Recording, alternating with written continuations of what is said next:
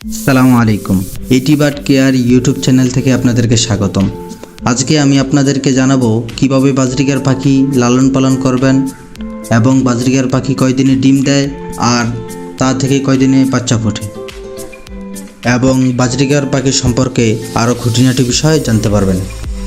আপনারা জানতে চান যে বাজরিগার পাখি কতদিন বয়সে ডিম দেয় আর কত মাস বয়সে অ্যাডাল্ট হয়, ডিম থেকে বাচ্চা বের হতে কতদিন সময় লাগে, কত মাস বয়সে পাখি জোড়া দিব এবং বাজরিগার পাখির জন্য কেমন হাড়ি নিব এবং খাঁচা সেটআপ কেমন হবে।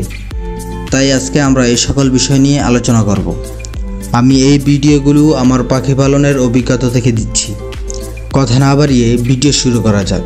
তার আগে একটা অনুরোধ, যারা এখনও আমার চ্যানেলটি সাবস্ক্রাইব করেননি সাবস্ক্রাইব করে নিন এবং পাশে থাকা বেল আইকনটি চেপে দিন।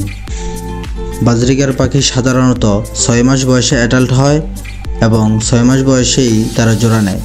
তবে আপনি আপনার শখের পাখিকে 6 মাস বয়সে জোড়া দেবেন না, তাতে করে আপনার পাখি অসুস্থ হয়ে যাওয়ার সম্ভাবনা থাকতে পারে। এই জন্য আপনি আপনার পাখিকে 7 থেকে 8 মাস বয়সে জোড়া দেবেন, তাতে আপনারা ভালো ফলাফল পাবেন, ডিম বাচ্চা বেশি করবে এবং পাখি সুস্থ থাকবে। বাজরিগার পাখি সাধারণত 4 থেকে শুরু করে 10টি পর্যন্ত ডিম পেড়ে থাকে এবং তারা একটি ডিম পাড়ার পর আরেকটি ডিম পাড়তে একদিন সময় নিয়ে থাকে। বাজরিগার পাখি ডিম পাড়ার 17 থেকে 18 দিন পর বাচ্চা ফুটে থাকে। আপনারা অনেকে আবার জানতে চান যে খাঁচার মধ্যে হাড়ির পরিমাণটা মাপটা কেমন হবে।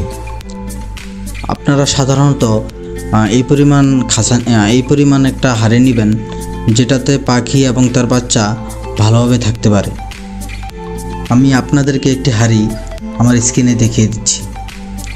যখন আপনাদের পাখি জোড়া নেবে তখন আপনারা আপনাদের পাখির খাঁচাটি একটি নির্দিষ্ট স্থানে রাখবেন। অনেকে দেখা যায় পাখি দিনে বাহিরে এবং রাতে খাঁচার ভিতরে আনা নেওয়া করে, এই কারণে দেখা যায় পাখি ডিম বাচ্চা করতে চায় না।